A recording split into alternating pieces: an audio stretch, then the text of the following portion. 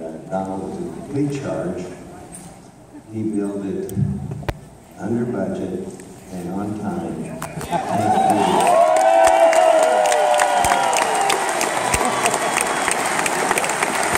He's an amazing man. He's an amazing man. We had 1,283 rooms. We sold out in 90 days, all condominiums. And then that was in 2007, and then the recession hit. None of the people could close. We had only 300 closed, so we were left with 1,000 rooms empty. Because people couldn't, if you remember, they couldn't get mortgages. So Donald called up and said, that's okay, we're going to do a hotel. All right, but that recession lasted a little bit longer than we thought. Donald was brilliant. He called me and he said, you know, this 6% interest is too high. I'm going to renegotiate it. Good luck, Donald. So, and then he said, now what you have to do, we're going to skip 2 payments. I said, why? Yeah, I'm going to skip a couple of payments. And so, all right. I said, only if we put the money in escrow. So, oh, by the way, when it was losing about $8 million a year. I was putting in $4 million a year. He was putting in $4 million a year. And I never heard a word from him. He didn't squawk. It was just... So, I get this call. He says, I have just reduced the payment down from 6% down to 3.5%.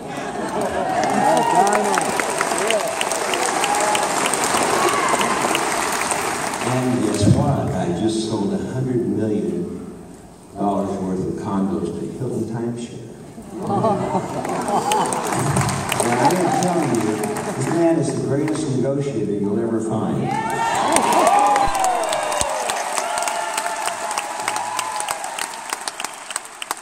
gotta tell you a story. You may get mad at me for this. He had a yacht. He bought a yacht from Khashoggi. I was not a yacht guy, but he bought the yacht anyway. So he didn't want it anymore. So he has this meeting with the banks. And banks are really tough. No, we want our money, da-da-da. Now, reached in his pocket, threw some keys out on the desk. He said, there you have it, boys. It's all yours. I said, oh, wait a minute. No. Then they started negotiating. Then they got on the elevator. He said, that was my car keys. How dumb can those guys be? Well, I had the yacht keys in my pocket. Anyway, he's a hell of a guy. I just love him. He's honest.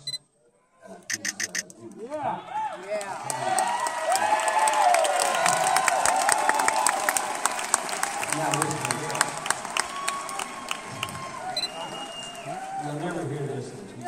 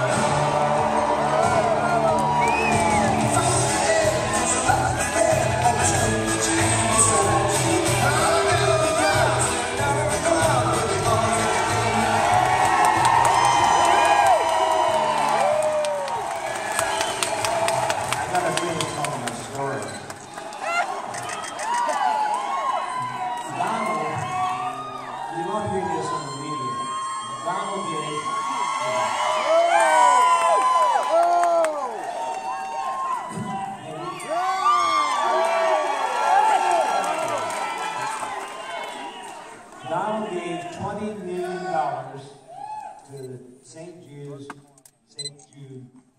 Children's Home.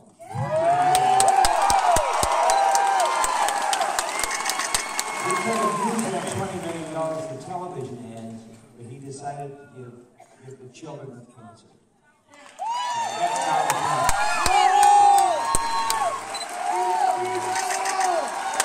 By the way, Donald hired more Hispanics, hundreds of thousands of them, and they all love it. Believe me.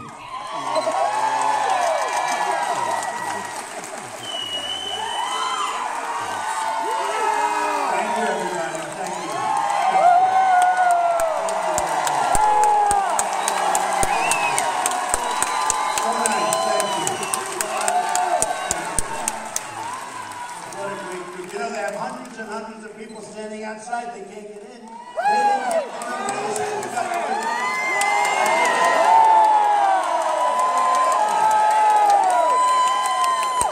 Phil Ruffin, Phil owns this hotel. And he's been a friend of mine, and we did deals together. We had a great success at Trump International Hotel together. I hope you all know that hotel. Most beautiful building in Las Vegas, I have. But it's a great thing to be involved with somebody that is so talented, so smart, such a great business person as Phil Ruffin, believe me. And he's a great poker player. Yeah! I always put my money on him in a game of poker, and he just walks away very quietly. He just takes everybody's money and goes on to the next one, right? That's what we want. So I wanted just to thank you. I love you too.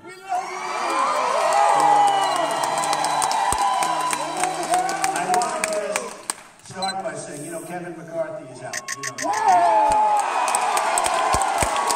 And they gave me a lot of credit for that because I said you really need somebody very, very tough and very smart. Smart goes with tough, not just tough. I know tough people, they're not smart. That's the worst, okay? That's the worst. You got to be smart. But we need smart, we need tough, we need the whole package. And it's a positive, like me, thank you. I like that. I like this guy over here. But it's bedlam in Washington right now. Bedlam. It's a mess. I've never seen anything like it. I've been doing this for a long time. I've always been in politics. People said, well, he's, for 3 months I've been a politician. Can you believe it? It's so embarrassing. I'm a politician. But at some point, I said, we're going to make our country great again.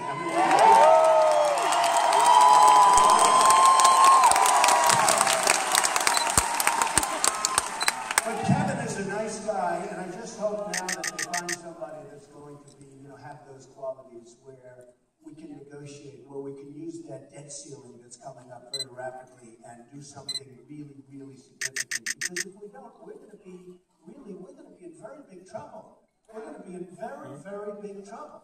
We're in a big, fat, beautiful bubble right now, and you watch, and I predicted the last bubble, and I'm telling you, we've got to get our act together, or we're going to be Greece on steroids. That's what's going to happen. That's what's going to happen.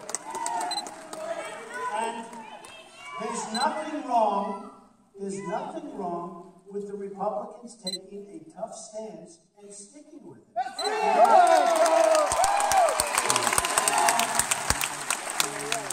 I wrote The Art of the Deal. And The Art of the Deal is, I think, the biggest selling business book of all time. Yeah, look, it's all over. By the way, I'm coming out with a new one in about 3 weeks. You know what it's called? Crippled America. Can you believe? What a difference. What a difference. One's The Art of the Deal, everything rosy, let's go, make money, everybody good. And that was a long time ago. Now I'm doing one called Crippled America, and as much as I hate to call it that, we had all these titles, and it sort of happened by mistake. We had a photographer, it's a great book publishing company, Simon & Schuster, the best, Rolls-Royce. Or Cadillac? Maybe I should say Cadillac. Cadillac. We want to keep it here. But the really great company. And they sent this fantastic photographer, very talented guy, and he took pictures. And I'm smiling. Yeah. Like life is a bowl of cherries, like we're doing great. In the meantime, China's taking our jobs, we're losing to ISIS, Russia's dictating, so we don't know what we're doing, right? I mean, is it true? Yeah! So, I have all these pictures, smiling, everything, but I had a couple of, I guess I wasn't prepared, and I was nasty looking. Nasty. And then I said, maybe we should use that picture instead of the nice pictures. I'm not going to give it to my family or anything, but maybe we should use. So I have the nastiest looking picture, like, ooh. Because honestly, for a period of time, that's what we've got to do. We've got to put our head down and we've got to straighten out this mess. And nobody can do it like me. Nobody.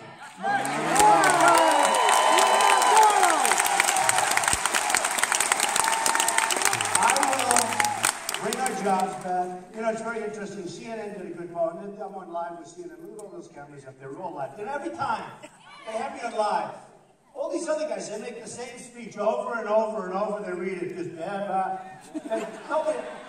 If I say the same thought twice, I get criticized. You said that 3 weeks ago.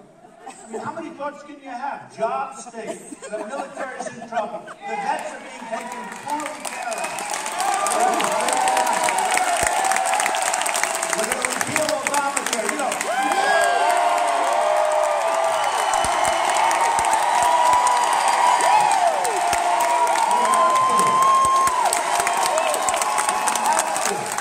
We don't have a choice. You know, it's interesting. Look at the response I get. And sometimes it's not the biggest response.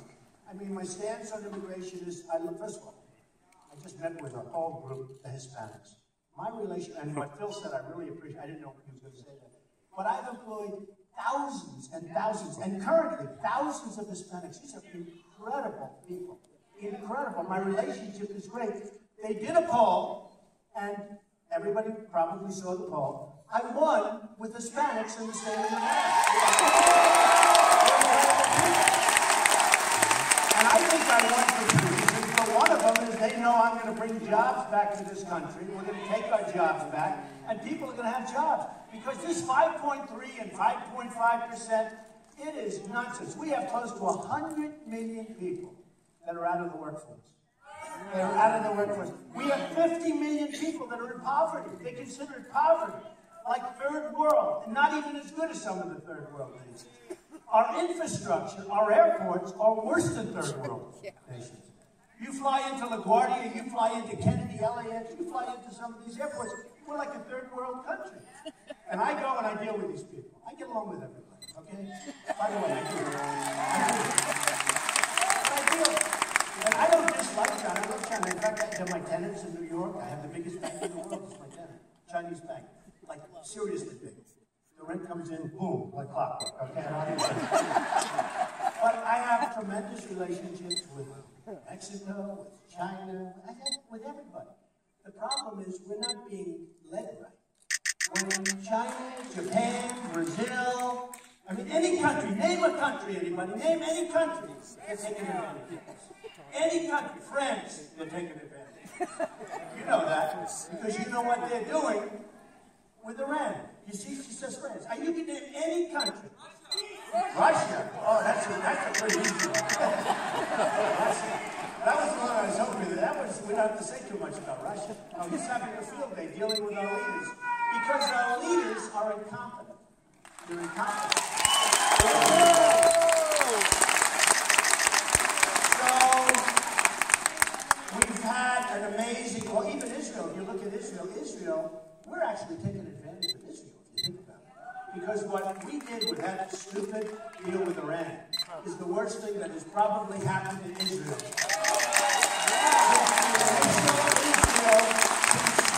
Day one, I would say maybe, potentially the worst thing that's ever happened to Israel. And I have so many Jewish friends where they go, I don't know what happened to Obama. They support him.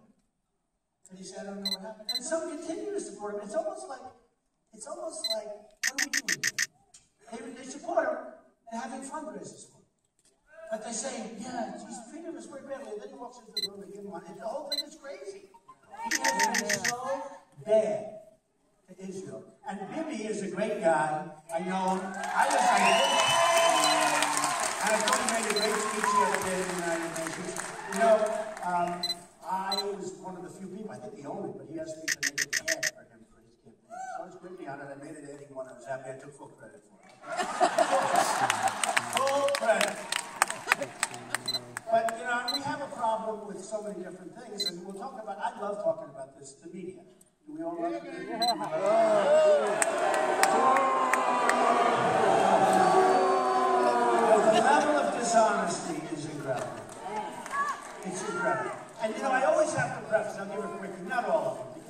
but let's end it with that, okay? So, but the level of honesty in the media, they're so dishonest. You know, I do a crowd, and I'll have like a crowd like this, and like the cameras, they never pan the room. They never ever pan the room. Pan the room!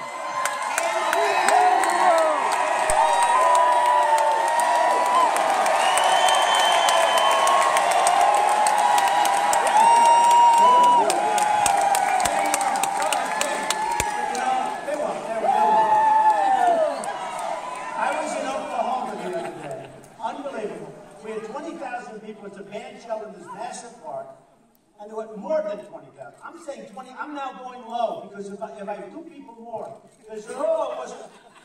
I mean, I had one crowd. We're a group from Politico, which is totally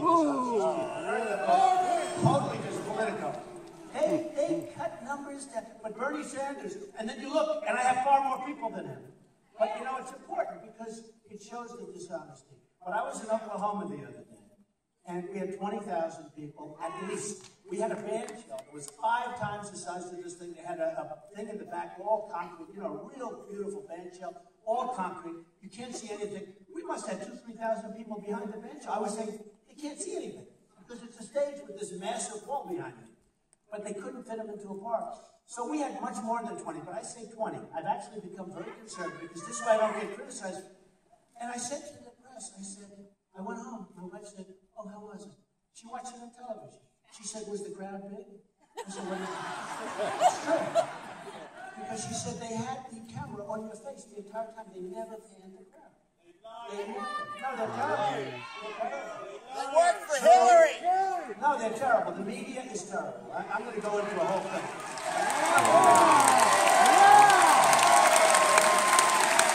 Look, they won't turn the camera. And they won't put this part on because they never put it on because, you know, but why don't you pan the cameras? You know, they don't want to do it.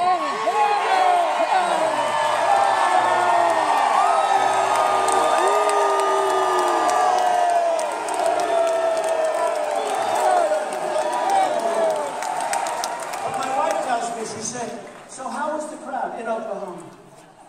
I said, it was amazing. I said, but I thought you watched. I did, but they never showed how many people were there. And then the reporter got up. Donald Trump was here. He made a speech in Oklahoma. I said every record. He was here. He made a speech. A little controversial. It was a little controversial. That's like Jeff Bush. They're really dishonest people. Same thing in Dallas. You know, I went to Dallas, and they treated me fairly good there. But we had a full place, plus the floor was full. And Mark Cuban called me up, who's a good guy, and he said, and he owns the Mavericks, and he said, I'd love you to use the place. I said, when? Wednesday. I said, what's today? It was like Thursday. I said, how many seats? He said, we have 20,000 seats. But then we have 20,000 plus the floor. So we have the floor filled up. We had the place in a few days. After the first day, I think they sold either 12 or 15 or something like that. That was the first day. And it was a holiday. And I got there, it was incredible. But they don't really want to, they want to belittle. I'll tell you a big story. So today, in one of the big newspapers, New York Times, we've never done better. We're hotter than ever. We just had a poll, the Morning Consult came out. I think we're either 32 or 35%.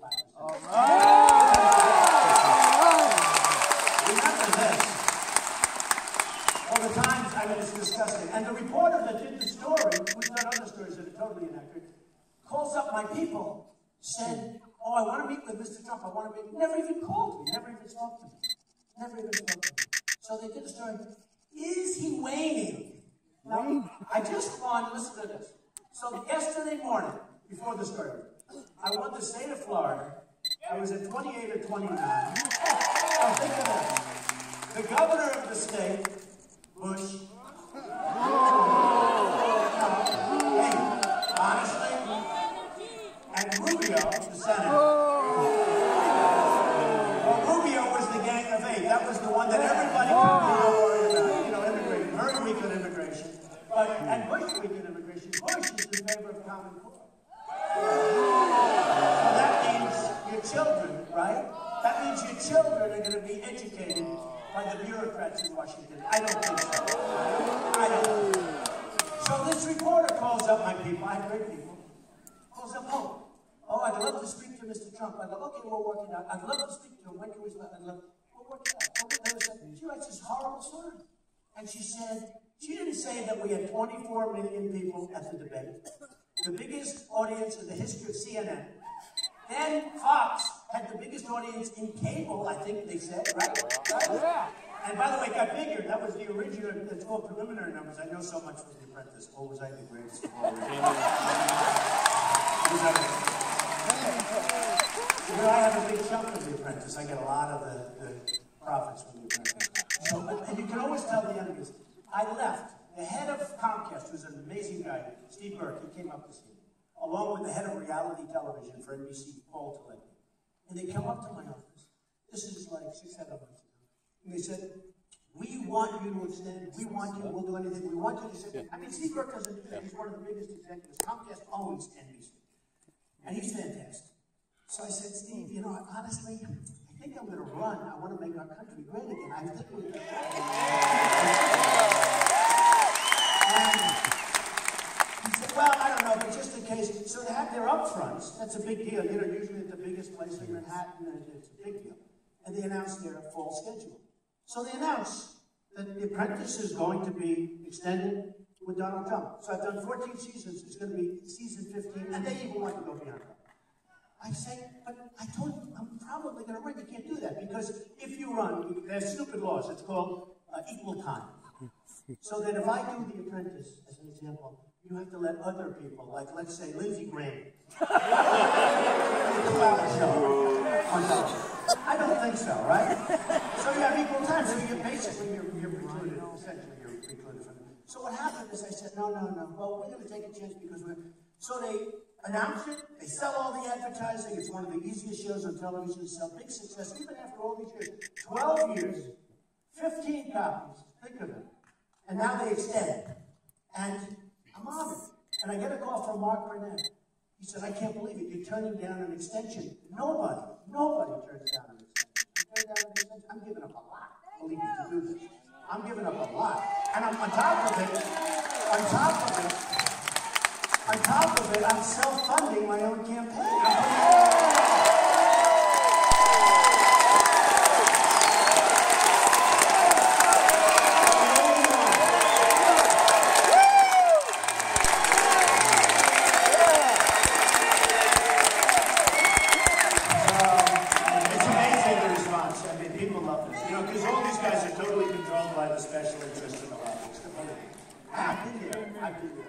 Getting a lot of love from us. I went like this. So with The Apprentice, so I turned it down, and we get a story from a very dishonest paper. Donald Trump gets fired from NBC. Now they know it's not true. And in fact, I get a big chunk of the show. You know, I created it with Mark Burnett. And so they fired. And they said, Trump gets fired by NBC. And they know it's not true. So they call up. They say, yeah, we knew, but it just sounds better. Please better. That's all we have. They're such dirty, rotten liars. So I gave up The Apprentice. And then I said, you know, we had to put down and file certified numbers. And they said, oh, well, maybe Trump won't run because that's a big thing. So he'll never announce. So I announced. Then they say he'll never do Form A. Form A is like when you're stuck in a life away. Phil would never do it. He would never do it. He would never do this, Phil, believe me. You should. That's the kind of guy we need, but he's not going to. He's happy. Got a great family, got a great hotel, got lots of great things. But so they'll say he never filed Form A. I filed Form A. And they say, oh, but he'll never file his financials because maybe he's not as rich as people think. Okay?